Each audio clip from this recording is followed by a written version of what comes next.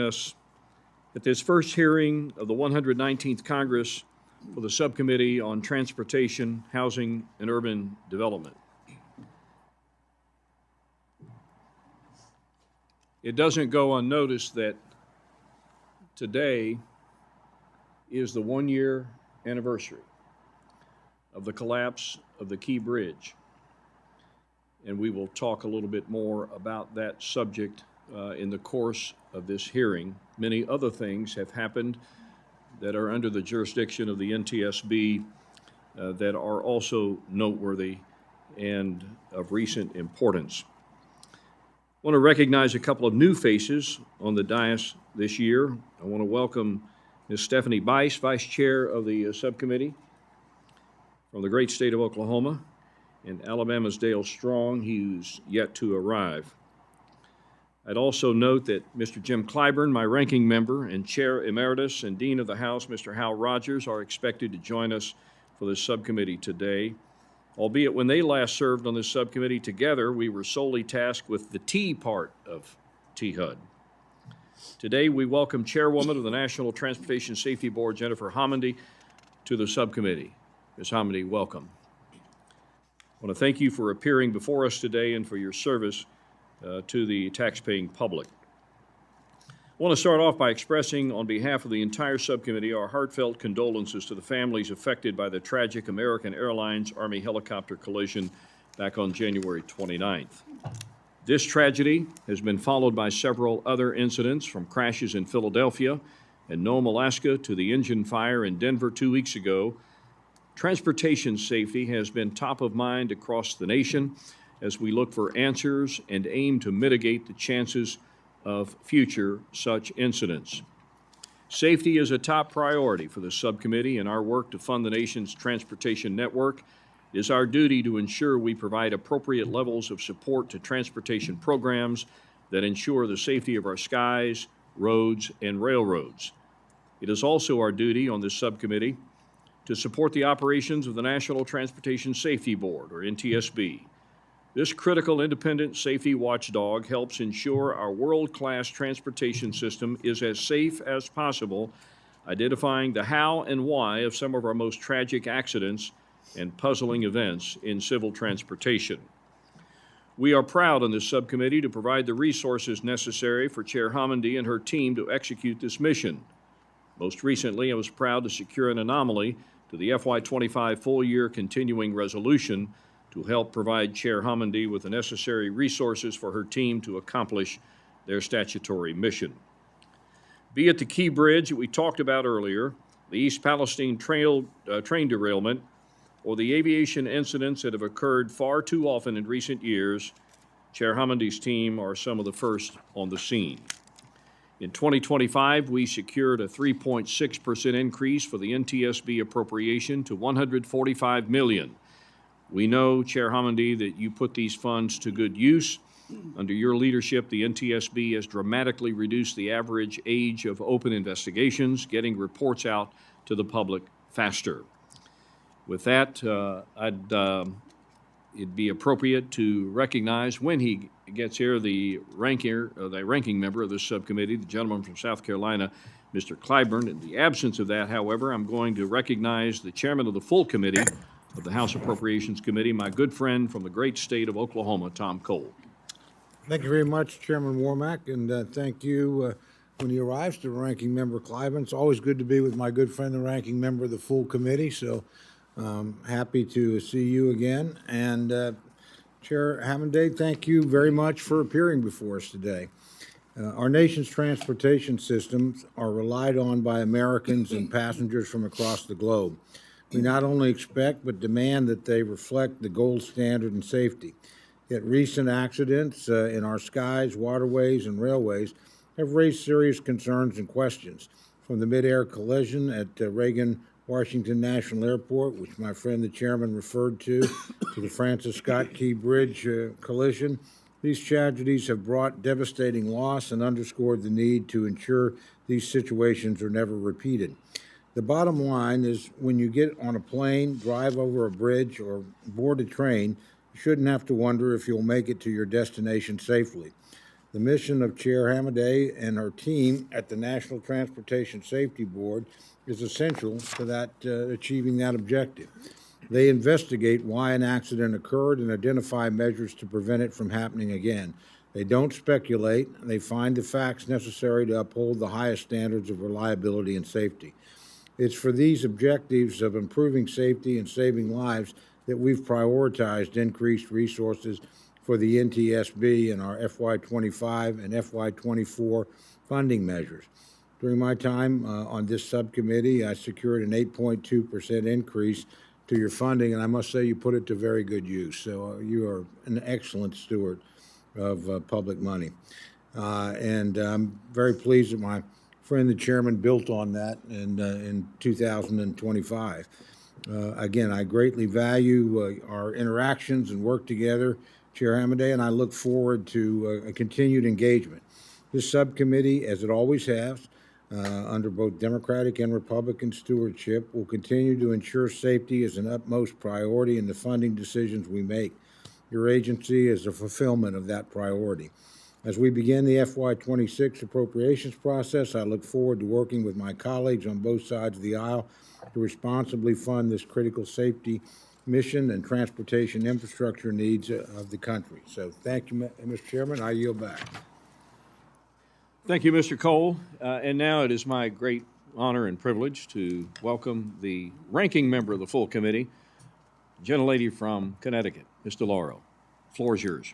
Thank you so much, Mr. Chairman. It's great to be with you here this morning and with the chairman, and who is a dear friend. And I appreciate the opportunity to be here at this hearing. And I want to say a thank you to Chair Homendy.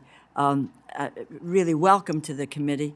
It's an important and very, very important hearing today. It's a topic that impacts every one of our districts, safety and the security of our nation's transportation systems.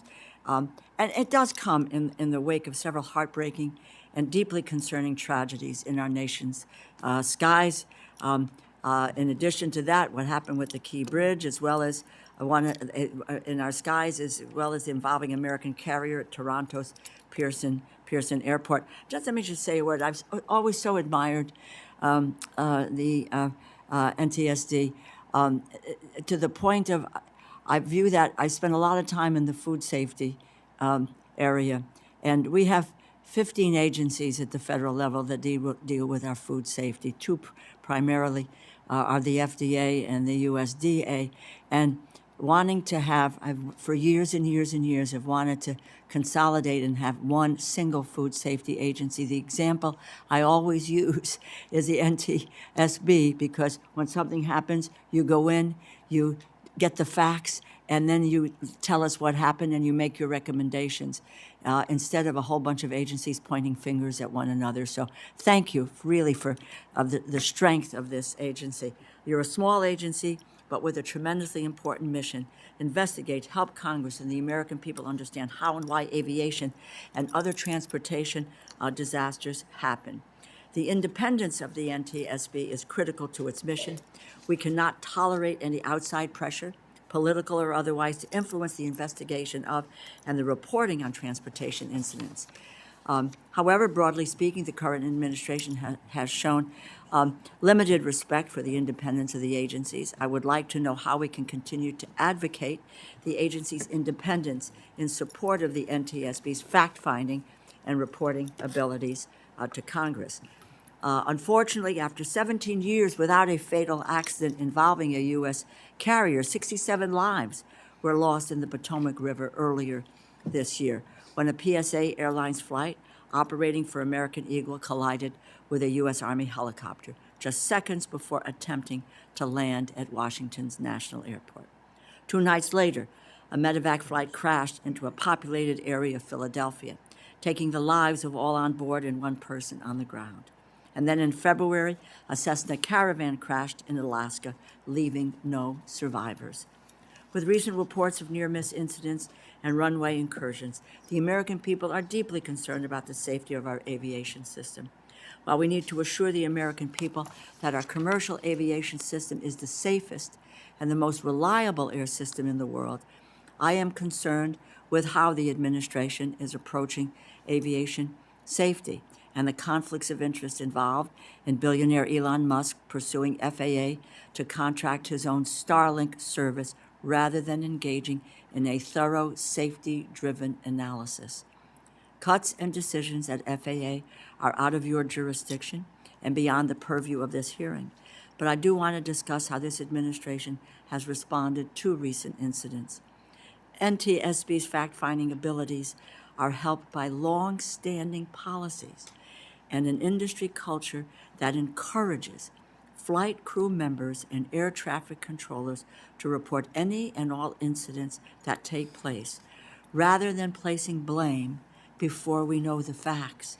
We need airspace operators to feel comfortable, compelled to self-report any incidents and diversions from procedures that take place. However, in the immediate aftermath of the Potomac crash, we saw the President, the Vice President, and the Secretary of Defense blaming, quote, DEI as the reason for the crash before any facts were known. We cannot afford to put the cart before the horse when it comes to aviation safety. We cannot lay blame on pilots or air traffic controllers or any other personnel until after the NTSB uncovers and reports on the facts. And the preliminary report showed no role for DEI. It's follow the facts. That is all we are asking.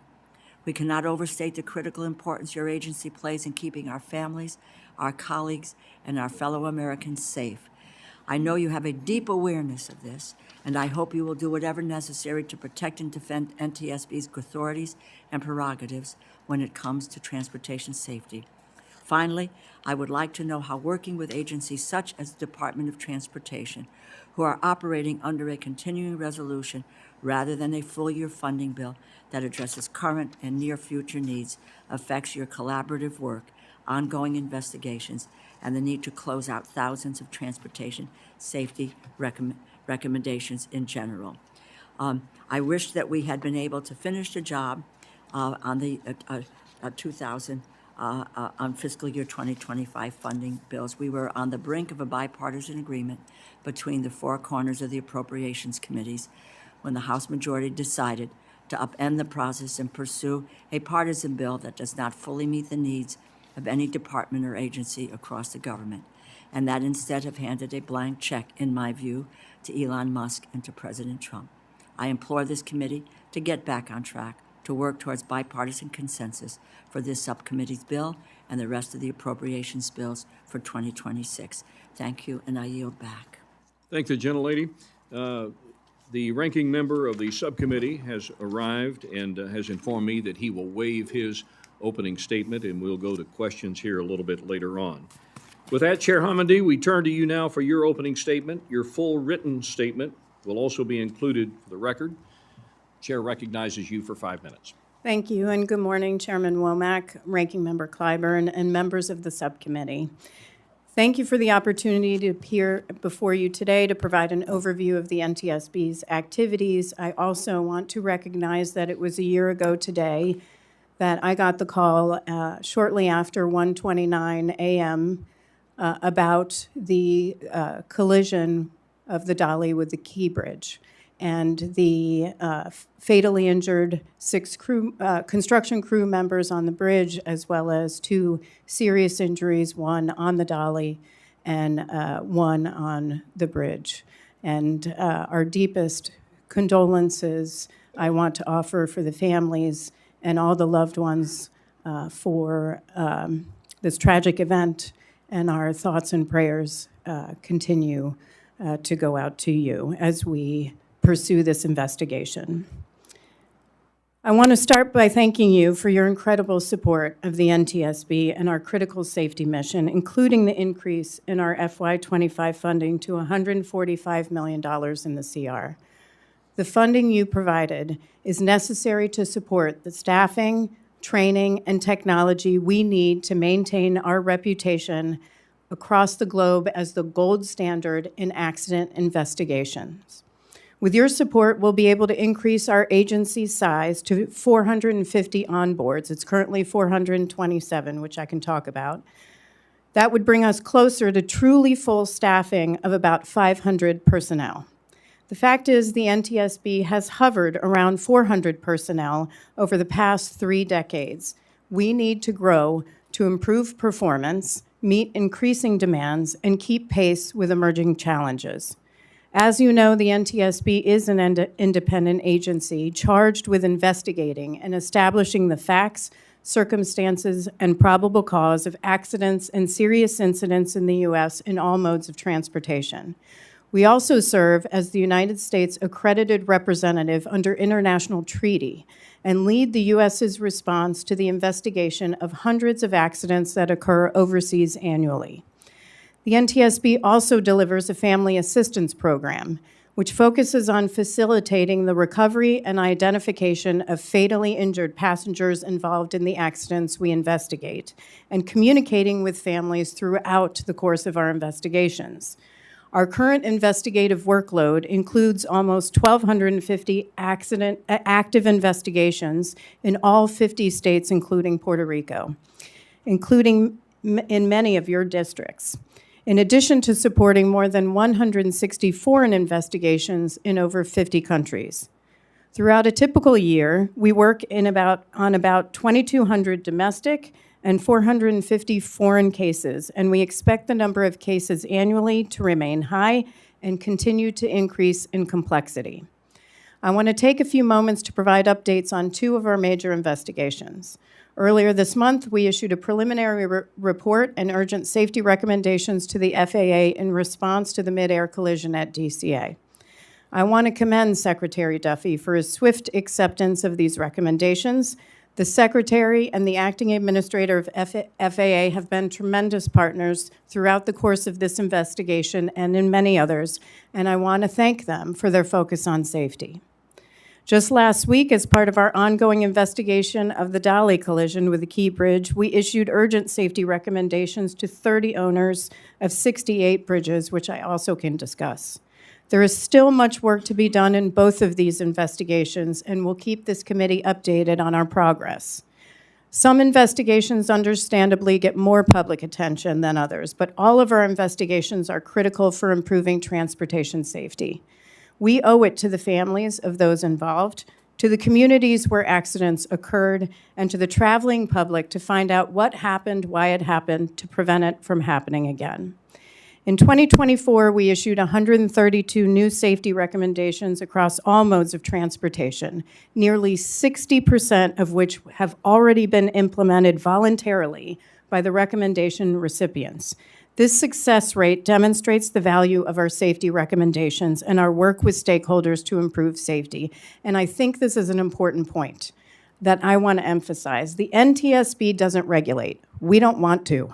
The NTSB doesn't have enforcement authority. We don't want it. Why? Because our singular focus is on saving lives. And almost all of our safety recommendations we issue are dependent on voluntary action of the recipients. In other words, it's a true partnership on safety. Chairman Womack, you once said that we punch above our weight. That's true. We run lean with a highly skilled, highly valued workforce, many of whom are here today or watching online. To them I say, I could not be more proud of you. It is an absolute honor, a privilege to serve you and the American people each and every day. I want to thank you for having me, and I look forward to answering your questions. And I'll just note that Vice Chairman Brown is here today as well. Fantastic. Well, we're delighted you're here and grateful for the leadership that you give this organization and the American people. Having said that, recognizing that they have a lot of other important things that they need to do, the ranking member and myself are going to delay our questions so that we can go straight to the overall chairman of the Appropriations Committee and then the overall ranking member of the Appropriations Committee, get their questions out of the way so they can go about their business and being respectful of their time and also understanding I know who I work for. So with that said, I'm going to recognize my good friend again from Oklahoma, Mr. Cole. You also know how to get our nose out of your business as fast as you can, too. It's a pleasure to be back here, and couldn't be prouder of this committee on both sides of the aisle, and particularly this chairman, but also your agency. We really do appreciate you being there in really difficult times and helping us understand what happened and making sure it doesn't happen again.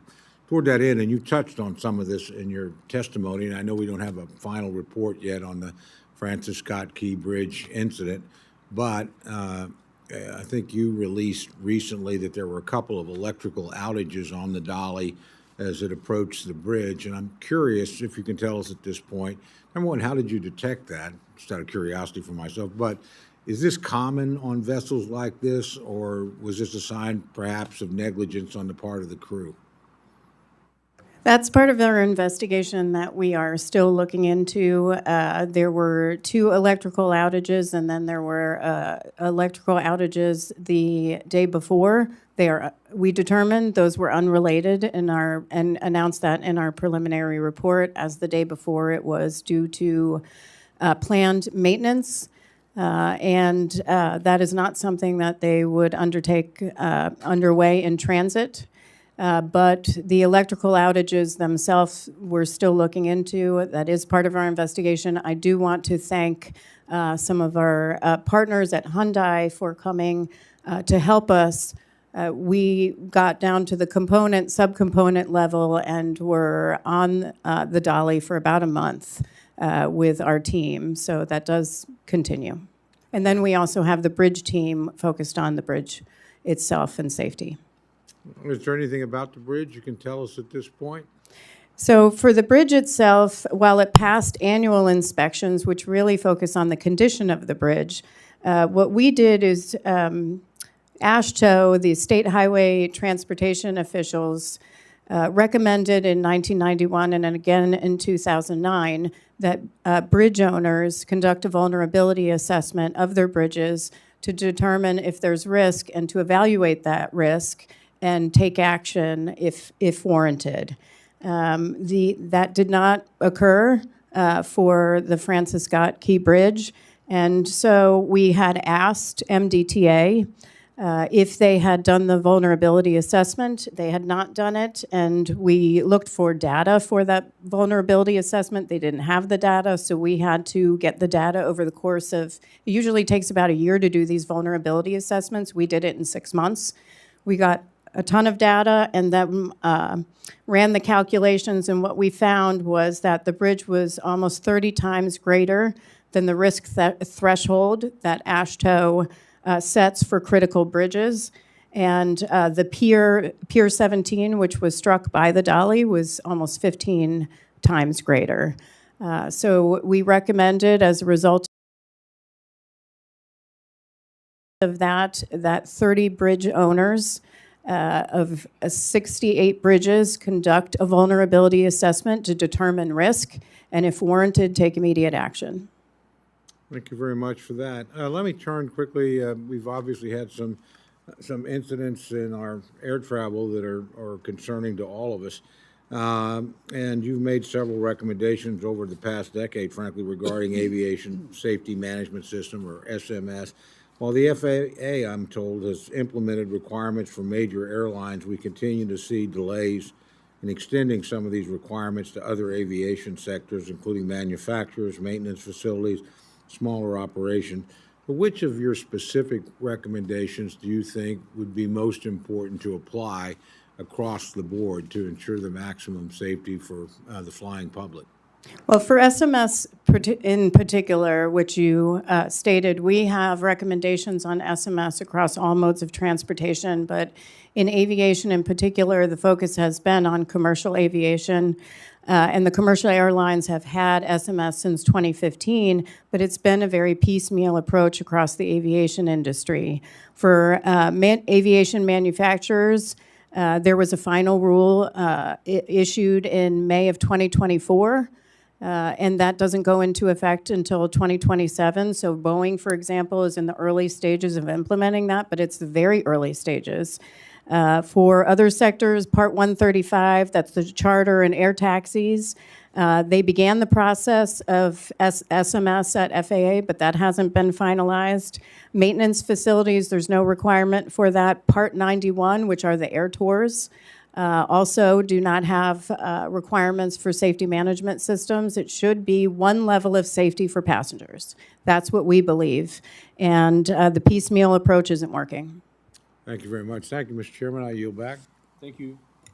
Thank you, Mr. Cole. Now, the ranking member of the full committee, Mr. Laura. Thank you, Mr. 5 minutes. Chairman. And let me just follow up a bit on the findings that by the 30 owners of the 68 bridges and the potential risks there. And I'll have more questions for the U.S. DOT about their work to address your key findings. I think it's critical to underline the important state-federal partnerships at work here. That includes collaboration by the board, U.S. DOT, and other federal agencies, and state departments of transportation. What more can this committee do to make sure that we are supporting the collaboration and improving our oversight of these specific bridges? And there are a number of members here who have, key bridges.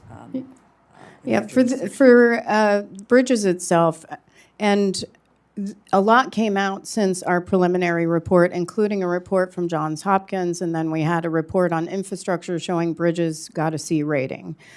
It's not a matter of if, it is a matter of when something happens. Vessel collisions happen all the time with bridges, and we have to take proactive measures to ensure safety, whether it's Federal Highways Administration and partners with the bridge owners. In this case, for hardening bridges, it could be anything from dolphins, it could be fender systems. After our investigation of the Sunshine Skyway Bridge in Tampa, Florida in 1980, they made substantial improvements to their bridges, but that was also a vessel collision with a collapse and 35 people died. There were a lot of lessons learned there, and as a result of that investigations, a lot of improvements came, but now these bridge owners need to ensure that they're safe. Okay, I just would say I think it would be helpful if we could understand or make recommendations as it has to do with State Department of Transportation. In other words, to prevent rather than to react when something's significant as a loss of lives, here or the 35, and so I think that focus would be helpful. And a lot of our recommendations for these bridge owners, a lot of them are either, in some cases, the federal government, the U.S. Army Corps of Engineers, in other cases, state departments of transportation. Well, let me get to that question. I want to hear more about your experience with federal agencies, including obviously the U.S. Department of Transportation at this time. We have seen a termination of employees in the agencies. For DOT, 790 employees terminated, 340 were from the FAA, 170 from Federal Highway Administration. More than 20 employees terminated from DOT's Office of the Inspector General, which we all know is a watchdog for waste, fraud, and abuse, and who has had a hand in transportation as well.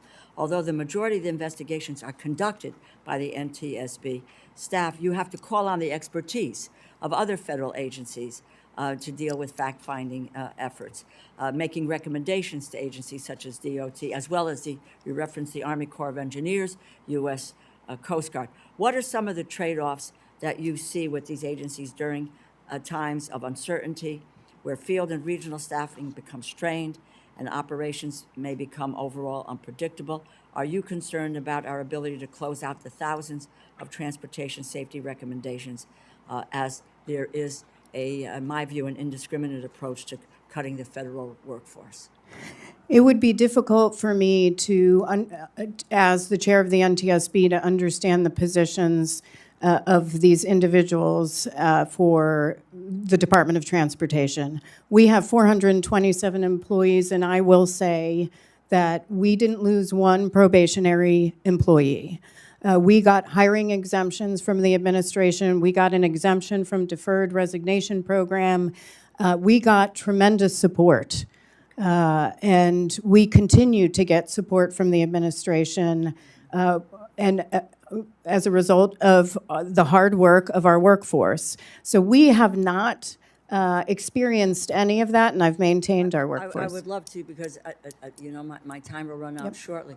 But that, to understand what this means in terms of your relationships with the other agencies with which you need to do business, to get information, et cetera, where you haven't had that experience of the laying off of employees. Other agencies have, which you directly relate to, which may have an impact. The other piece of this is whether or not you are prepared. You have an authorized level of funding, but no one could foresee some of these efforts which have happened. Would very much like to know what this means in terms of the resources that NTSB needs in order to be able to address the significant issues that have come your way. They weren't planned, but they've come your way, and how you're going to be able to deal with it. That would be important for us to know. Thank you. I yield back. Thank you, gentlelady from Connecticut. Chair Homendy, you mentioned in your testimony that it is your mission to basically advise, take data from serious incidents, and then make recommendations. Though you have no authority to implement those, you have no authority to enforce such a recommendation. So let's go back to the mid-air collision that happened back on January the 29th. It involved a helicopter, and we have up to that point had a lot of helicopter traffic up and down the Potomac, and particularly on what we now know as Route 4. But there had been recommendations, I'm assuming, made previously about the combination of helicopter traffic and passenger jet service flying into and out of Reagan National Airport. Had there been recommendations on helicopter traffic, specifically with regard to Route 4, which is right across the Potomac?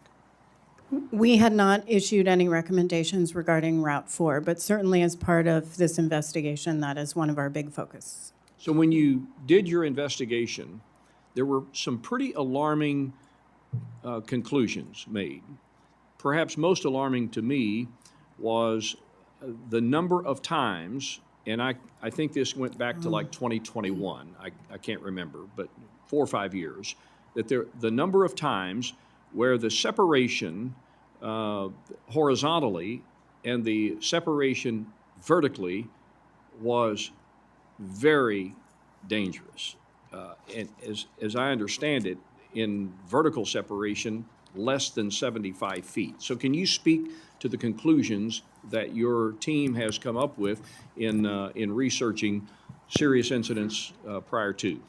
Yes, and what we did is we looked at FAA surveillance data and then voluntary reporting system data. So that's reporting from pilots, reporting from air traffic control. Those are voluntary reporting systems. And then there's a mandatory reporting system for occurrences in air traffic control. And what the data showed us is that there were 15,214 close proximity events from 2021 through 2024 at DCA between helicopters and planes. When federal agencies respond to your recommendations across the spectrum of them, not just particularly this case, what are the hesitancies involved in? Because I'm assuming they don't accept all the recommendations. They don't implement all of the recommendations. What are the various, and I'll use the word excuses, but what are the various reasons why many of the things that are recommended by the NTSB never find their way into certain protocols? Sometimes they'll use cost. Cost. That they'll say the cost is not justified by the benefits. I will say one thing that we're looking at as part of this investigation is ADSB out and ADSB in. ADSB out is required for commercial aircraft and has been since 2020, but ADSB in is not required. We've been on record since 2008 that ADSB in should be mandated. But the FAA has used cost as a reason not to mandate that. What that would have done or could have done, and we'll look at that as part of this investigation, is the CRJ, the plane, had ADSB out. It did not have ADSB in, though American does have some Airbus planes that do have ADSB in that could have provided them some information about the helicopter positioning and flight path. But that information was not available to them. We'll look at how ADSB in could have helped as well as out, including at air traffic control throughout our investigation. Of all of the data-driven conclusions that were made, including the vertical and horizontal separation, what was most alarming to you? I think what is most alarming to me, well, two things, that you had reporting over years. In fact, there was reporting there was data going back to 2011 that traffic collision alerts were going off monthly as a result of close proximity to helicopters, and that's from 2011 through 2024. And so for me, all this data is being collected by FAA from operators, from others, from voluntary reporting systems. Where is that data going to trend potential accidents and incidents in the future? The next accident is in the data right now. And what are we doing to figure out what that is?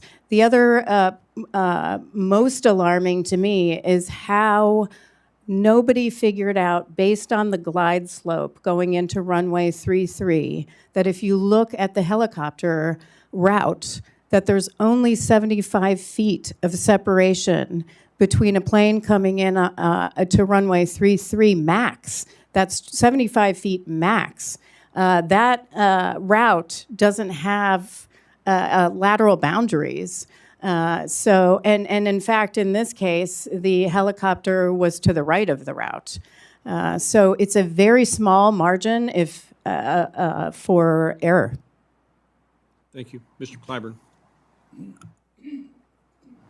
Thank you very much, Mr. Chairman, Chairman Cole, Ranking Member DeLauro, and members of the committee. Thank you all so much, and thank you very much. I want you to know that last evening I submitted my opening statement that I would hope that will be entered into the record. But there's one particular Without objection. thing in the opening statement that I would like to emphasize.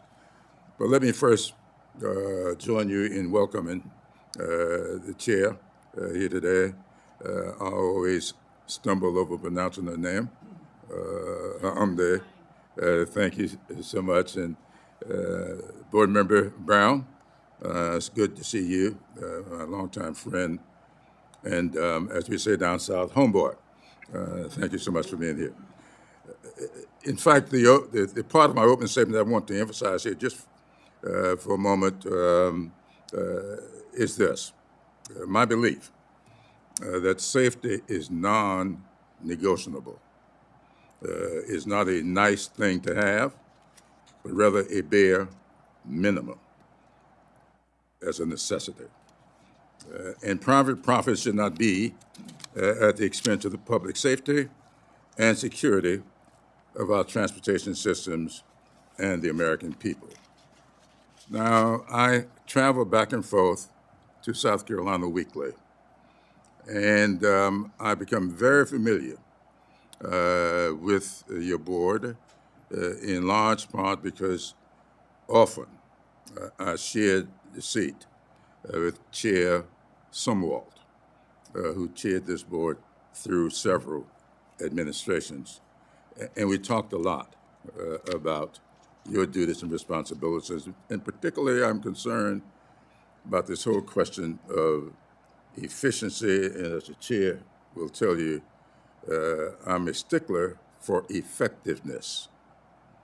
That's the E that I'm particularly concerned with. And so in view of the fact that in order for you to effectively do your job, there must be interactions with other agencies. We had a roundtable in here yesterday when all the talk was about silos. You cannot operate in a silo. If I were to take the home county of Mr. Brown, Beaufort, The Marine Air Station is located on one side of a bridge. Paris Island is on the other side of the bridge. The Naval Hospital is 2 or 3 bridges. So in order for you to do your job, you've got to interact with several other agencies. And so when we start talking about building efficiency and getting rid of staff, it seems to me that you are going to be challenged, or could be challenged very significantly in carrying out your duties and responsibilities. So if you could tell me just a little bit about staffing in your agency. I know that you have not had to reduce anybody, but have you made any projections as to what's going to be required going forward? What it's going to be cost for you to interact with these other agencies, to step outside of your comfort zone a little bit, to add safety and security to your job, the results of your job? Have you done any of that in your preparations for the future? Yes, so right now, at the end of the year, we had 440 employees, and I brought that up from high 300s when I came in as chair.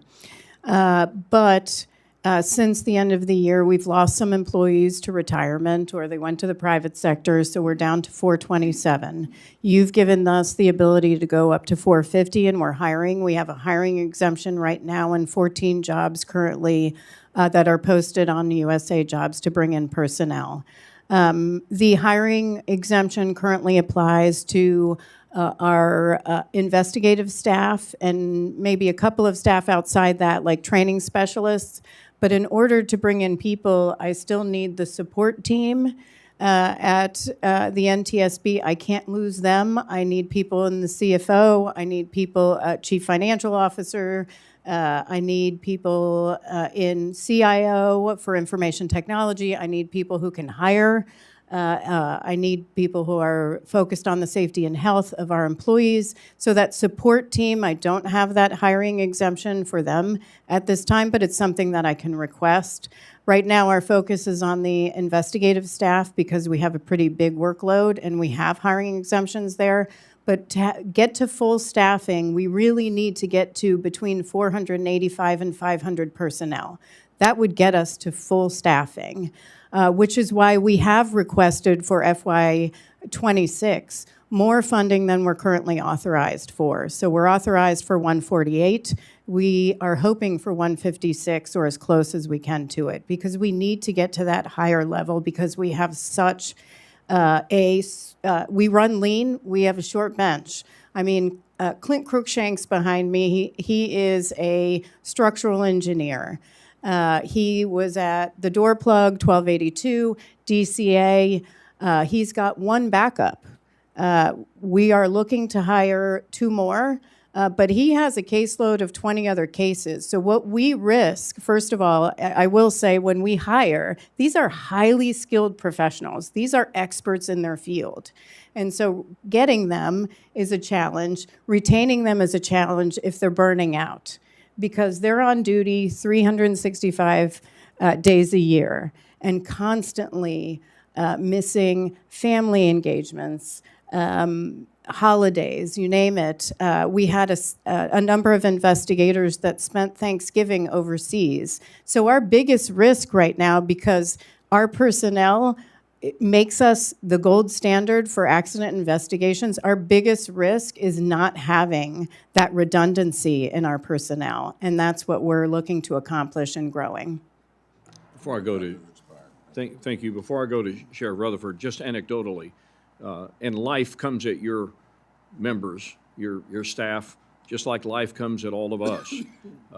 And as it is in regard to your structural gentleman behind you, he lost his mom right in the middle of this whole aircraft investigation incident over the Potomac. So, and you don't just hire people like this gentleman off the street. It does take some time to have their credentials. It also takes about 3 to 5 years in training to get the new hires up to be able to take over a major investigation. That is a significant investment on our part. Sheriff Rutherford. Thank you, Mr. Chair, Chairman Cole, and Ranking Member DeLaura. And thank you, Chair Homendy, for being here this morning. And I'd be remiss if I didn't point out and say hello to my former mayor, Alvin Brown. Great to see you again, Mayor. I want to go back to the report on that you released in the middle of the Francis Scott Key investigation, because that to me is highly unusual for you all to do that, which means you're thinking there's a real serious issue here that we need to be paying attention to. And so when I look at this report, it becomes even more important to me when I see one of my major bridges, the Dames Point, the Napoleon Bonaparte Dames Point Bridge, is on that report, and it's part of the I-295 infrastructure. Hundreds of cars sit on that bridge every day, twice a day. And I see under the classification, it's critical and essential. And so can you tell me, is that a description of the bridge's function, or is that a classification of the bridge's danger? That's a classification that AASHTO, the state highway transportation officials, give to bridges. In their guide, in their standard, they designate bridges either as critical essential, meaning passengers have to get, it's a key corridor, it's a key route. So it's more the use than the. And then there's than others the that are typical. exposure. That's correct. But there's also a tremendous amount of exposure on this bridge because it sits in between, it cuts right through our Jacksport operation, which is shipping coming in and out all day, every day. And it literally splits the port. So I'm really going to go back and get with FDOT and after your testimony and find out what we're doing in regards to that. So I thank you for that. Are there any critical next steps that you think we in Congress can do to expedite the number of, 68, 69 bridges that haven't been evaluated yet? Just to encourage bridge owners and to work with the Federal Highway Administration and the U.S. Coast Guard and Army Corps of Engineers, who we also recommended to help provide guidance and assistance to the states in order to do their vulnerability assessments. We're not saying these are bridges that are at risk of collapse if there's a vessel collision. Mm-hmm. What we're saying is to figure it out. Look and see if it is at risk. Do those mathematical calculations. And if you determine there is, then you have that information where you can take proactive action before something terrible occurs. Right. Let me ask, as a former first responder myself, I've worked closely with your team on several severe incidents that occurred in our jurisdiction. But I never, and sometimes it was fits and starts, it depended who showed up, how smoothly everything went. Is there any type of training that we could support for NTSB to work with some state and local first responders on how we can prepare scenes for you before you show up? Those sorts of things that we can be a force multiplier for you before your investigators do show up. Well, Eric Grossoff, who is our Chief of Special Operations is going to be really happy you asked that question because he, in particular, he runs our Response Operations Center, and his entire focus is reaching out to law enforcement and firefighters to educate them on what the NTSB's process is and how they can be helpful. My dream would be, or my goal would be, to give him additional personnel, 4 or 5 people, so that he can split up the country and they could be very focused in regions on helping train first responders to be able to to work with them on the initial stages of an accident. We do that now. I actually speak at a course at the FBI Training Center in Quantico that is focused on law enforcement officers in hopes of developing that relationship before something tragic occurs. Very good.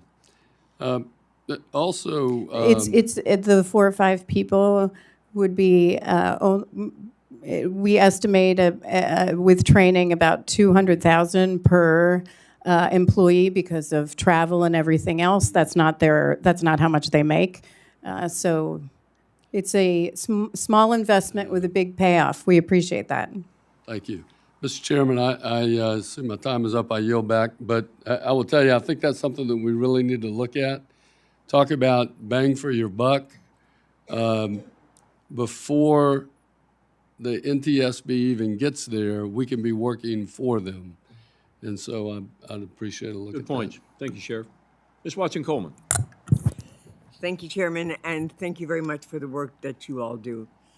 You had indicated that there had been 1,500 near collisions near the airspace around the Reagan Airport. Is that for the last couple of years? Did I hear that right? 15,214 close proximity events. That doesn't mean that they were near collisions, but close proximity events where the vertical and lateral separation was too small of a margin. Yeah. That was dating back to 21? 21 to 2024. Right. Did your organization make observations about how to improve those particular threats of safety? We just issued urgent recommendations to the FAA, which they did swiftly adopt, to prohibit helicopter traffic while planes are landing or departing on runway 15 and runway 33, and to determine an alternative route that could be in use while aircraft are coming in on that runway. May I ask, when were those recommendations made? Was that after this particular collision? That was on March 11th. We issued urgent safety recommendations as a result of our investigation. So that's after the collision. Yes. Even though this has been a problem, this sort of proximity issue has been a problem since at least 2021 that we've been tracking. Is that right? We were not tracking that. As part of our investigation, we got that data from FAA as part After of the our fact. investigation, and that's what we were able to begin basing our urgent safety recommendations on. Thank you. Total out-of-the-box question. My understanding is that there is a concept called single pilot operations, and that there are European countries that are considering this. This results in reducing crew operations during cruise. From a safety perspective, do you have a position on this? We have not issued a recommendation on 2 pilots. However, in the Austin near-miss investigation, we had a finding that said the pilots in the FedEx plane, which were 2, it was the 2 pilots and the fact that there were two pilots that really saved the day that day and prevented a collision and potential fatalities. So some of us who are like being told all the time flying is the safest way of traveling, we're scared right now, actually. One last question that I want to understand. The President of the United States made a really very poor unsubstantiated, lack of evidence comment about this particular collision at Reagan. And he said that it was related to DEI, diversity, equity, and inclusion.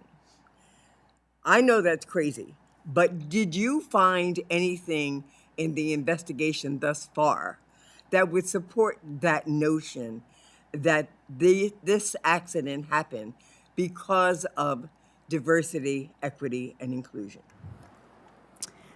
I was in the Oval Office that morning and met with the president and the vice president and Secretary Hegseth and Secretary Duffy and the FAA administrator. And I did go to the press briefing. The president held a moment of silence. He talked about the focus on safety for the investigation. He talked about having a report quickly. I'm sorry, ma'am, because my time has expired. I just need you to answer that particular aspect of my question. Was there a legitimate reason for the president to associate the tragedy that took place with diversity, equity, and inclusion, which means that we weren't holding pilots to be all white, straight males? Yes or no is the answer. Was there any, did you I find can't speak for anything? the president, and we haven't finished our investigation. Okay, well, I do hope that when you finish your investigation, that, There was a preliminary report. well, The okay, preli- did the- your preliminary report include anything of We, that ilk? we still have to evaluate all training and qualifications documents. Let me just tell you, this is not the time to allow these misstatements to be made and to be unaccounted for, because it negatively impacts both what the general public thinks and is concerned about, but it also impacts the people who are trying to do their jobs. And there's nothing that we have found that diversity, equity, and inclusion has created negatively in people doing their job. On the contrary, loyalty and sycophants seems to be the order of the day, and it's definitely negatively impacting this federal government doing its job. Thank you, Mr. Chairman, and I do yield back. I try to be very generous in how I preside, but it's time to move on. Ms. Bice. Thank you, Mr. Chairman, and thank you, Chair Homendy, for being with us this morning. I first want to start out, you mentioned that you had issued a urgent safety recommendation to close Route 4 on March the 11th. There was a previous recommendation to close Route 4 through the end of March, as I understand it. How long is this urgent safety recommendation going to be in place? So the Route 4 closure was actually FAA's decision. That's something that Secretary Duffy did voluntarily to address safety once this collision occurred. That was going to be in place until March 31st, and he was waiting to get our preliminary report to see what we came up with. So we were in close communications, and as a result of that, we did identify some serious safety issues and issue that urgent safety recommendation to close that. And do you know, is that in effect in perpetuity, or what time frame will that be in effect? Secretary Duffy has adopted the recommendations, and my understanding is right now it is permanent. But certainly it is up to them if they want to look for an alternative route. Great. I had the great pleasure of visiting with you and your staff, and I was so incredibly impressed with the job that you and your team are doing, and particularly Clint, your investigative lead there, who is really phenomenal and such a wealth of knowledge. And I think that leads me to maybe a follow-up line of questioning as it relates to employees and staffing. The people that work at your organization have such incredible experience. It takes time. I believe Clint is a structural engineer by trade, if I remember correctly. And so taking that knowledge and being able to utilize it to examine these accidents and figure out how to keep the public safe is time consuming. You talked already a little bit about staffing issues. Tell me, what is your plan to try to hire more of these folks with this specialized background and keep them in your organization. This is a very stressful job. It is time consuming, as you mentioned, with families, but they're seeing a lot of really, terrible things. And so what are you going to do to be able to not only recruit folks to join your organization, but to keep them? Well, we do a lot of outreach. We work with different parties. So part of our investigative process and how we work collaboratively on safety is our party process. And what that is anyone that can provide technical expertise in an investigation becomes a party to the investigation to help us develop the facts. Part of that working relationship, a lot of people find that they want to come to the NTSB. We're a great workforce. We're a great place to work. We want to keep them. We also want to prevent burnout as well, which I think is a real concern.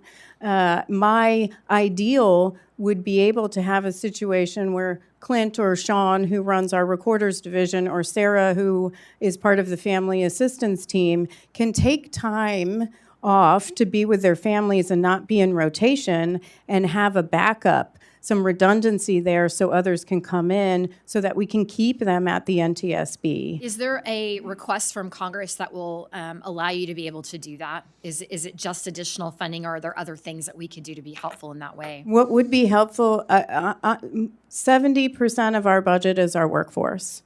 And so a lot of agencies need billions of dollars.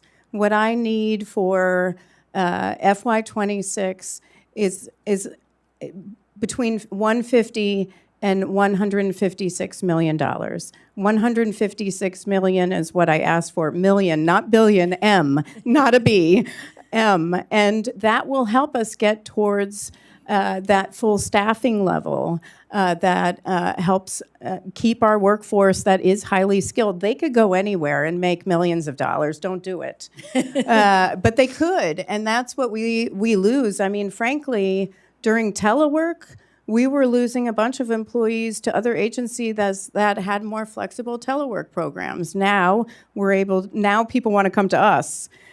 So I think that speaks very highly of our workforce, but we do need funding. And one last quick question before my time expires. You mentioned there's currently over 1,000 open recommendations that you all have made as a result of your investigations.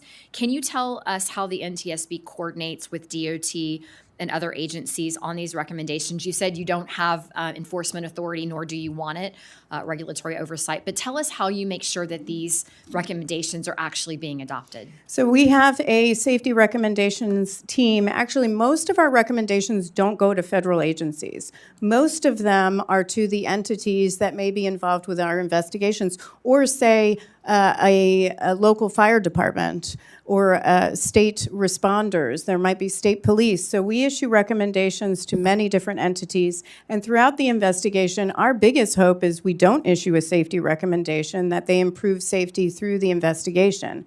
But we do have an entire team focused on implementing our safety recommendations, and they meet quarterly with, say, the federal agencies to figure out how they're meeting them. One thing people don't realize is just because we issue a safety recommendation doesn't mean you're stuck with that safety recommendation. We are open to an alternative. PHMSA, the Pipeline and Hazardous Materials Safety Administration, and DOT is an expert at this. They come back and say, we can't do this because we're not going to be able to implement it this way. How about we do it this way? And then we reconsider the recommendation and say, great, that's an alternative that will meet the intent of that recommendation. So we actually encourage, when we talk about cost, we encourage agencies and others to come back to us with some alternative. It doesn't mean we know everything about their operations. They may know something we don't know. So please tell us, is there a different way to do it?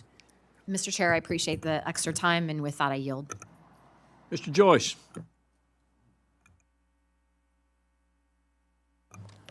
I want to switch a little bit on you, if you don't mind. Oops. I got it. Got me? Thank you very much. Glad somebody's looking out for me. Thank you for being here. But on my question goes back to, Chairman, a little over 2 years ago, the Norfolk Southern train derailed in East Palestine, Ohio, spilling the toxic chemicals, as you know, that continue to affect the health of the local communities today. Your investigation into the vent and burn of all 5 derailed VCM tanks addressed the communication and decision-making processes that led to the vent and burn and the availability of sound criteria for when a vent and burn is appropriate. Can you give the committee an update on your recommendations for ensuring the proper assessment of when to use vent and burn procedures in the event of an emergency? That recommendation is still being implemented by Norfolk Southern, and we continue to follow up. It's not something that they have fully developed yet, but it is something that we are monitoring and encouraging them to implement.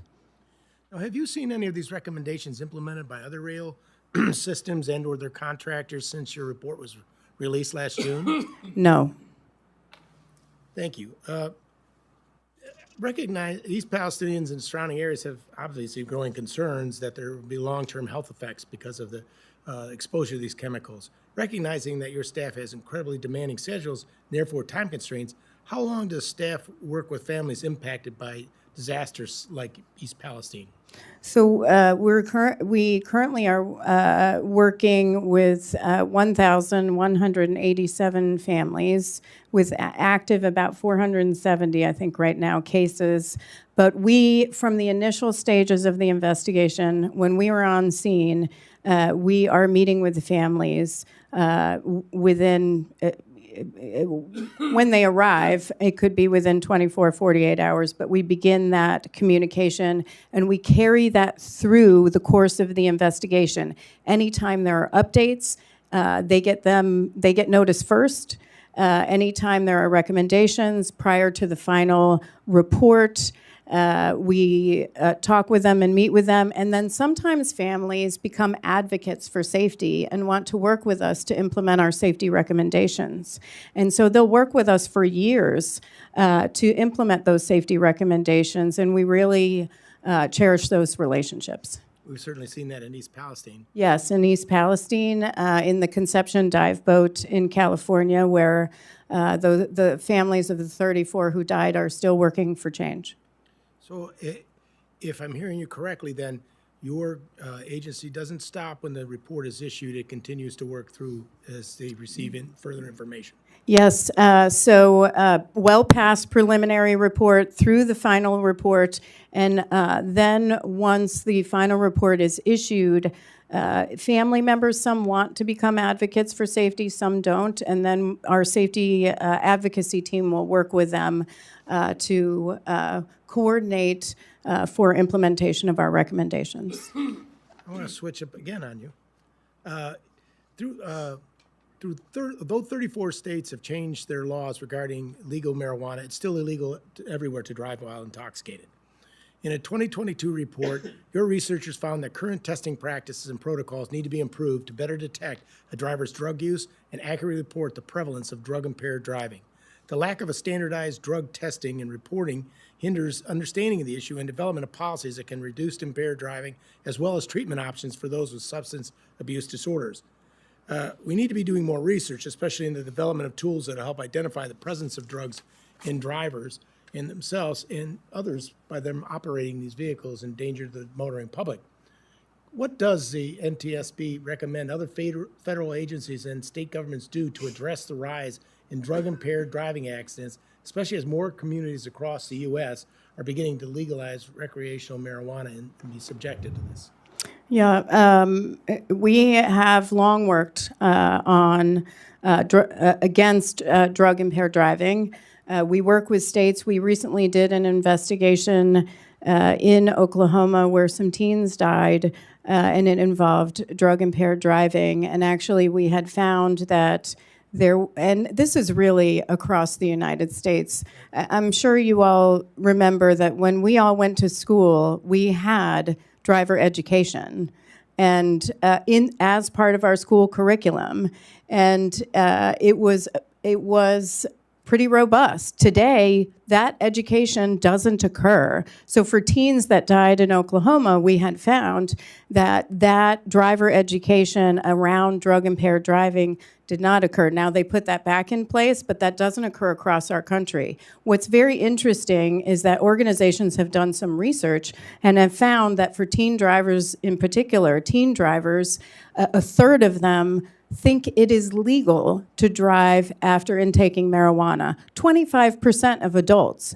Usage has gone up significantly, and we need to do a number of things, including testing protocols, training for law enforcement officers so they can detect drug-impaired driving, increased enforcement, and then training itself What's more for the public. I wholeheartedly agree with you, and what's even more disturbing is the crap that they sell at the local gas stations to underage kids without any regulation that creates much worse effects and puts these kids out on the motoring highway with no concept of what's going wrong. I have a 17-year-old. I understand, and I worry about it all the time. And usage has gone up significantly. It was not too long ago, I believe I saw 5 years ago, it was 20 million Americans were using marijuana. Now it's up to 64 million. The usage has skyrocketed. And meanwhile, we have drivers who think it's legal. I mean, we've all been at traffic lights in D.C. where somebody pulls up and there you can smell it. It's awful. And terrible tragedies that we have investigated over and over again involving marijuana, other drugs, and then alcohol, of course. Thank you very much for your work. Thank you. Mr. Strong. Thank you, Chairman Womack and Ranking Member Clyburn for holding this important hearing today, as well as Chairman Homendy for your continued commitment to public service and safety. Chairman Homendy, Alabama is currently assigned to the NTSB's Eastern Regional Office, whose headquarters and personnel are based in Washington, D.C. My colleague, Mr. Rutherford, mentioned working with first responders. How does the NTSB ensure that its investigators working in regions like Alabama are fully familiar with the local governance, geography, and other factors that impact investigations? Well, first, I'm pleased to tell you that my daughter's number one is a college in Alabama right now. So I was just in Alabama visiting a few of them. I might not say which one because I'm not sure which side you're on there. But for our investigators, we have investigators in the headquarters, but we also have a number of our investigators that are stationed around the United States. And I will specifically look on Alabama to see who might be in that area. But where we can, our regional investigators that do the regional investigations, we do have others across the country. Thank you. In North Alabama, the most recent NTSB investigation required close coordination with several local agencies, including the Scottsboro City Fire and Police Department, Hollywood, Alabama Fire Department, and Jackson County Emergency Management. How frequently does NTSB conduct joint training exercises or professional development initiatives with state and local agencies to ensure both investigators and first responders are well prepared to handle emerging incidents and are fully integrated into the investigative process? I would have to get you exact figures, and I can do that for the record. However, we do a lot of training with law enforcement and fire personnel, and we would like to do a lot more. We think it's critical. Right now, we'll have first responders who call us and report accidents and say, what should we do here? Others who have developed relationships with us. So we do think it's critical. I'll get you figures. Chair Homendy, in your written testimony, you highlighted the importance of enhancing the NTSB's use of data to drive greater effectiveness and innovation. Huntsville, Alabama is the largest city in the state of Alabama. 40 years as a firefighter, assistant chief, emergency medical technician. Over the years, we've worked well with NTSB to investigate airplane crashes, helicopter crashes, and even a school bus crash that critically injured 31 teenagers on one of our interstates.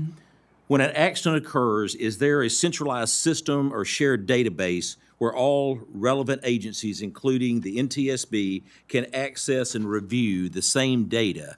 How does the NTSB ensure that there is no overlap of work and prevent duplicative efforts in data review? So the NTSB for aviation accidents, we are the holders All aviation accidents are reported to the NTSB, and we take that information and we include them in a database. We also have a database for all the other modes of transportation that the public can access, and we're always looking to make improvements and get input on where we can make improvements. It's not duplicative. It's very focused on our investigations, the ones that we conduct. For aviation, it's all of them. For the other modes, it's only the ones that we're conducting. When conflicting data arises between agencies, who has the final say on which information is considered the most accurate and reliable? I would have to say it depends on which data you're referencing. That's right. As you mentioned, the National Transportation Safety Board relies on highly skilled staff to conduct accident investigations. As the NTSB investigators near retirement age, what strategies does NTSB have to incentivize, recruit, train, and retain the next generation of investigators to carry out the mission effectively? We do have strategic plans. One thing that we would like to do is human capital planning. In order to do that, it would take that and a skills assessment. It would take about $1.5 to $2 million, which is pretty significant for us, but it's something that we do want to undertake. We have looked across the modes and all the offices to figure out where the biggest gaps are and gotten input from all the directors for that. But we can do a better job. We can do a better job, and we want to do a better job at recruiting, training, and retaining our workforce. When I say that we need more resources, it comes with we have to make improvements as well. We have to be accountable for making those improvements, and that includes being able to have the best workforce out there. Thank you. In closing, I want to thank you for your leadership, the NTSB board members, and the entire team for their faithful service to our country. I remember well a quote made by former board member Deborah Hirschman at a critical scene that I was at a tragic investigation that we worked together. She told the media, "We will investigate what went right that will lead to what went wrong." I thank each of you for the job that you do. And my daughter graduated from Auburn in May, and my son's a junior at Auburn, but we like them Crimson Tide I did get some good lemonade there. I did get some good lemonade there. Tumor's Corner. Love Yep. it. Honestly, I expected him to put in a plug for Athens State University. He's a proud Bear. But in this I can tell you, he's going to be rooting against BYU on Thursday, and he's going to be rooting against Michigan on Friday. I can only hope that late Thursday night he'll be rooting for my Razorbacks. Thank you, Mr. Chairman, Mr. Ranking Member. Very informative hearing, and thank each of you for what you do for our country. Thank you. Thank you, Dale. Welcome, by the way, to the subcommittee. Ms. DeLauro, we're going to do a lightning round. Let's go 2 or 3 minutes, and any remaining questions? Sure, thank you very much, Mr. Chairman, and just a couple of points and then a question. I just wanted to make reference to the comment by the President, Vice President, Secretary of Defense on DEI is responsible for the crash, and which is, let's take a look at who the air traffic controllers are. 16% of them are women, 36% of them are veterans. If you want to maintain morale and you want to maintain the commitment, the dedication, and the knowledge, etc., then you just don't make offhanded comments that talk about DEI as being responsible for a crash which killed 67 people. It's just unbelievable that that would be the statement. Secondly, I want to just get back at the issue of staffing. I understand that there are 554 open recommendations for DOT and the various modes. And aviation, there's 188. And on the highways piece is about 187. So those are the two biggest pieces. And what I asked earlier on, 790 employees terminated, 340 from FAA, 170 from Federal Highways Administration. If you are working with these agencies, we have to understand and know what those terminations of that staff, you talked about your staff and those who are protected, not protected, but we have to know from you because it's saving lives. This is not a matter of buying a helicopter and so forth, but this is saving lives. But if there is an impact on your agency with the loss of personnel in these other places that help you do your job, which you do very well, it's a gold standard, but it was a gold standard with a full complement of people working there. That is information that we really need to have. And I'm asking you, I'd like to we can speak offline or we can talk about this, but I think it's critically important for us to know what is happening with the terminations in this area that affect your ability to save people's lives. Now the piece of that, if you can answer, now, are we then now transferring this effort, which you do, to states to close out the recommendations? Are we saying we can't, the state departments of transportation have to do that, so that we're not then saying the federal government isn't going to be there, but we're going to rely on the states? A lot of that is happening in this area. So a lot of that pushing stuff to the states is what's on the agenda. So with regard to that and what you do and those recommendations, how are they going to get carried out? It depends on the recommendation, but for our recommendations right now, we are working with personnel at the Department of Transportation, other federal agencies and state agencies. We have not seen an impact on our investigations at this time or our recommendations. However, if there is one, I will commit to notifying the committee if we see any sort of negative What effect kind like of role that. is the states taking on? Are you pushing things to the state to deal with regard to the recommendations? You said it. Go ahead. We're not pushing anything to the states, but we might have recommendations to states to improve state laws in a certain area. I had mentioned Oklahoma with the drug-impaired driving. We encourage the state of Oklahoma to make improvements to teen driver education, and they made that through their efforts through the their Oklahoma Department of Transportation. Those are the types of state initiatives. Drunk driving, we have a long-standing recommendations for states to go to 0.05 instead of 0.08. That is something for a recommendation that goes to all the states. Thank you, Mr. Chair. Thank the gentlelady.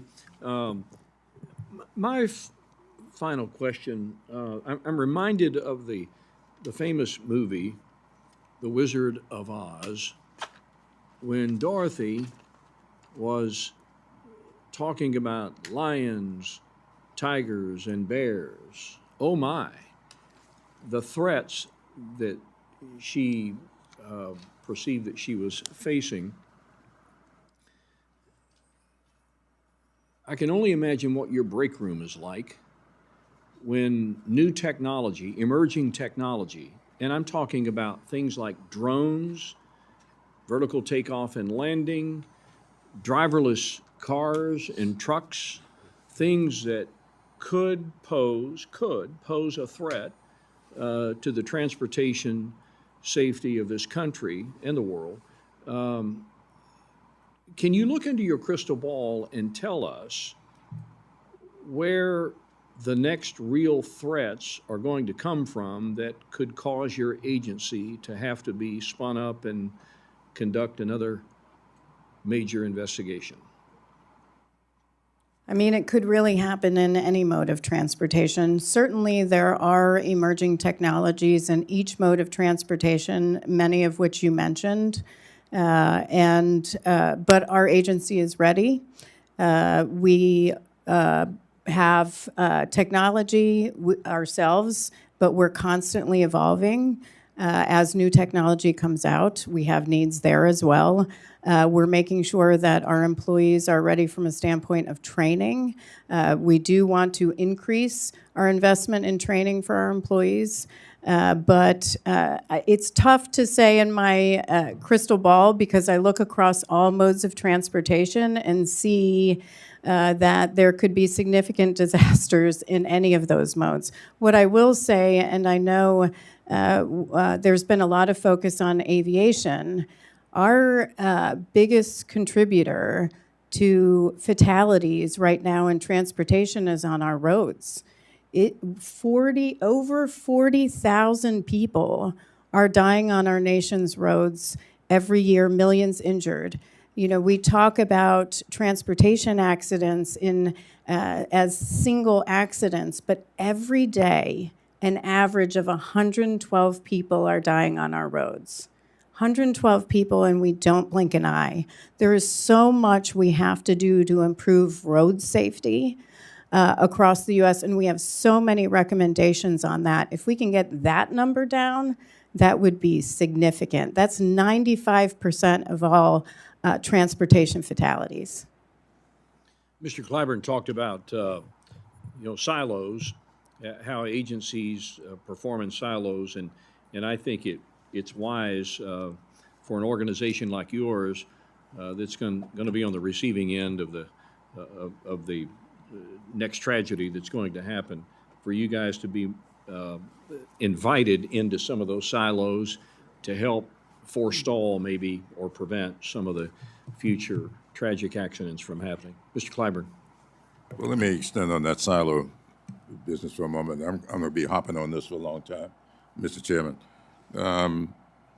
I made the mistake of spending some time with air traffic controllers.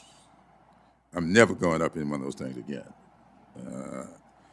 I met with them 2 days ago, turned down all invitations, because I really, really feel that not enough focus is placed on air traffic controllers. I think they're tremendously understaffed. I know where the training takes place, and I'm all right with that. We need to expand. Either they need to build one in South Carolina or they expand that facility in Oklahoma, wherever it is. I don't know that you're reporting on your status. Well, let me just put it this way. I'm haunted by the fact that talked about tragedy in Washington here.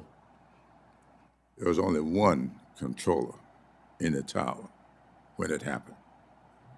That's the reporting. I have no idea whether or not that's true, and I understand that from the reporting that that was not unusual. But you talked about 2 pilots. I don't know. Is it true there was only one at the time? No, there were 5 at the time in the tower. There were 9 on duty. What you might be referring to is the combining of positions. There were 6 at one point during the day before 3:40 p.m., where actually it could have been 7, because they combined the position for clearance delivery and flight data, which is not uncommon, but they did combine positions for the helicopter position and the local traffic position into one. The person didn't leave, so it went down to 5 controllers at the time of the accident. That combined position was at 3:40 p.m. It stayed that way. The person went on break, came back into rotation at 4:27 p.m. But in total, there were 9 people on duty that day. There were 9 people in the tower? I'm not talking about 5 in the cab. at the time of the accident. Correct. Okay. Well, I don't know why that reporting is out there, but it's been out there pretty extensively, and I've been haunted by that. In talking with them, air traffic controllers, they tell me that they are tremendously understaffed. Tremendously understaffed. I don't understand how this country will tolerate air traffic controllers being tremendously understaffed. There's a problem with that I would hope that in your reporting of your studies that you will take a look outside of your silo and see what is happening with air traffic controllers and make some recommendations as to what we ought to be doing. So That, to me, is a very serious problem.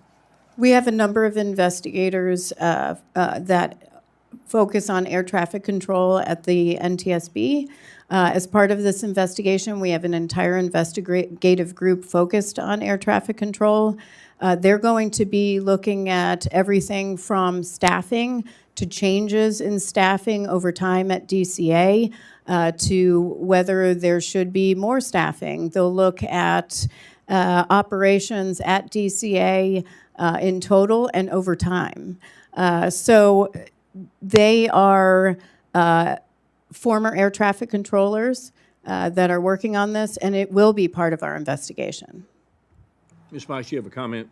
Yeah, I just want to say, first of all, thank you to Secretary Duffy for coming to the FAA facility, Mike Monroney Aeronautical Center in Oklahoma, looking at the facility, recognizing that part of the challenge is technology, that we need to be investing in technology, and he has made a commitment to FAA that that is going to happen.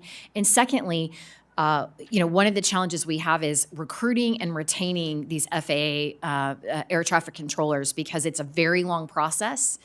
It can take 5 months to 2 years just to clear medical training. Then you have the training itself. Then you are assigned to an airport and you have to work your way up. We have not done the best job, in my opinion, of filling that pipeline adequately. And I do think that Secretary Duffy is very on target with his plan to try to address this issue quickly. And I welcome the expansion of the FAA Center in Oklahoma City. With that, I yield. And with that shameless plug, we're going to go back to the sheriff.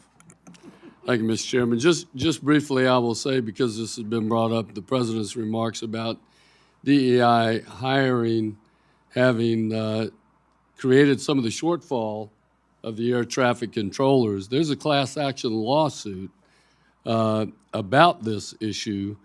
And in fact, under the Obama administration, they changed their assessments from a skill-based assessment to a biographical assessment. They have now gone back as a result of actions by this Congress, well, not this Congress, but the one before. And so that 3,800 shortage that the FAA is looking at in ATS controllers is a result of qualified people being denied employment for DEI reasons, and that's why I think the president made that reference. I yield back. Mr. Joyce. Get our mic going. We're going to switch topics on you yet again. According to your recommendation related to the Baltimore bridge collapse, Ohio has 5 bridges that require an assessment of their vulnerability to vessel strike-related collapse. What were the most common issues or inconsistencies with the current vulnerability assessment requirements that led the NTSB to identify the 68 bridges in need of evaluation? So we worked with the Federal Highway Administration to determine our list of bridges.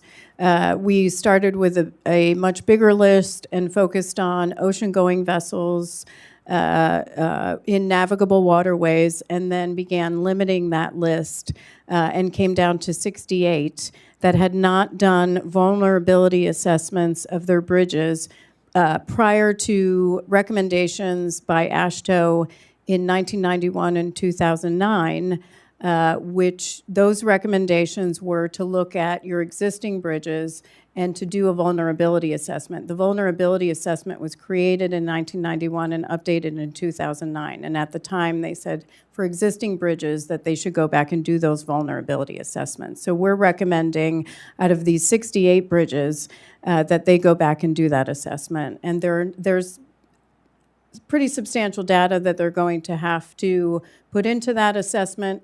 Some of the states may have done it, and we don't know, or I'm sorry, the bridge owners may have done it and we don't know yet, but we know that they need we felt so strongly about this that we issued an urgent safety recommendation so that they would determine risk and report that back to the NTSB and then take proactive measures to ensure safety. Do you foresee the NTSB then issuing further guidance on how bridge owners can reduce their risk? Or should bridge owners wait for guidance and risk education system from the Federal Highway Administration, the Coast Guard, or the Army Corps? So there is a guidance already out there by AASHTO, the state highway transportation officials, that's there, including how to do the method 2 calculations. The assistance would be helping them in getting the data, which is where the Federal Highway Administration, the Coast Guard, and the Army Corps of Engineers can be most helpful. Great. Thank you very much. Thank you. Ms. Meisch. Mr. Strong, bring us home. Thank you, and I'm going to bring it home quick. Number one, I wouldn't jeopardize an investigation under any circumstance, but the facts are 67 people lost their life at Reagan National. Greater than 850 takeoffs and landings happen every day at Reagan National Airport. My understanding, an air traffic controller is or was designated to solely do air traffic control for helicopters until 9:30 p.m. nightly. Was this helicopter air traffic control in their position the night of the crash, or had they left their post?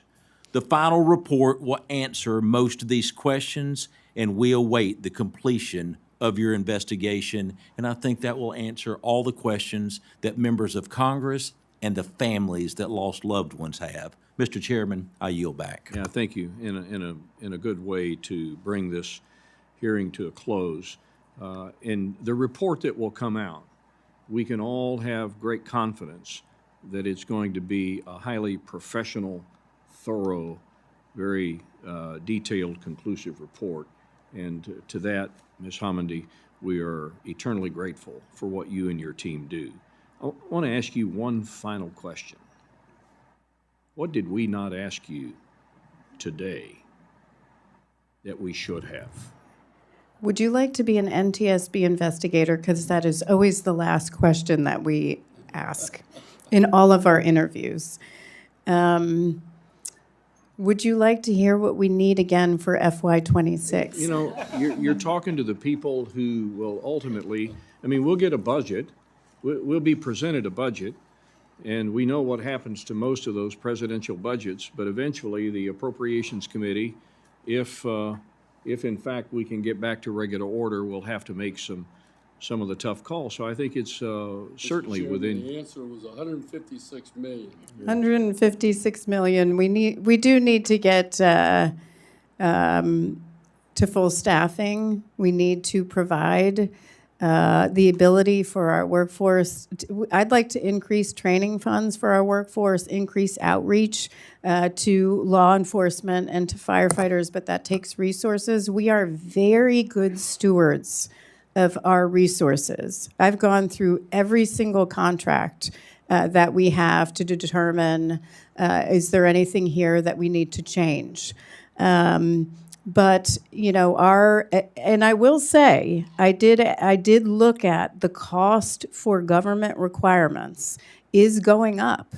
The cost alone for government mandates is $6.4 million to the NTSB from 2024. We looked across the agency. $6.4 million is pretty significant for a budget of 145. But here's what I will say. We also, when we ask for increased funding, we know that we also have to improve performance. We always strive to do better. When I came in as chair, I met with all stakeholders in all modes of transportation, not to figure out what we were doing right, to figure out what we were doing wrong and how we could be better. And we've looked at our risks proactively, and we know what we need to address. We are not perfect, but we strive to do better every day for our workforce, for the taxpayer. I think it's critical. There are a lot of agencies right now that are maybe need to look at right-sizing agencies. But for the NTSB, we do run lean, and we are good stewards of our resources, but that comes with a requirement that we need to be held accountable as well for delivering our accident reports our recommendations when I came in as chair, as you started, we had over 400, close to 480 accident investigations that were over 2, 3, 4 years old.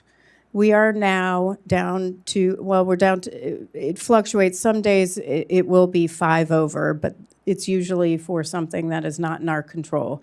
But we are down to 0. We eliminated that backlog because we invested in our workforce, and we said we had to be held accountable for delivering on safety. And we take that very seriously, our role. I will say, in closing, that this committee has been very supportive of the NTSB. Your staff has been incredible to work with. Each of you as members has been really supportive of our agency, and we really appreciate all your work. We know you have a difficult job to do. You have to balance a number of priorities. We just ask that you consider us among those priorities, because an investment in us will save lives. Well, it's easy to invest in an organization that's highly capable, highly competent, and well-led. Mr. Clyburn, final remarks? Well, thank you very much, Mr. Chairman. Let me just say this. I'm not much of a moviegoer. Every Christmas I do show a sort of a historical movie to a group that I spend the holidays with. And one of this past Christmas, 6 888.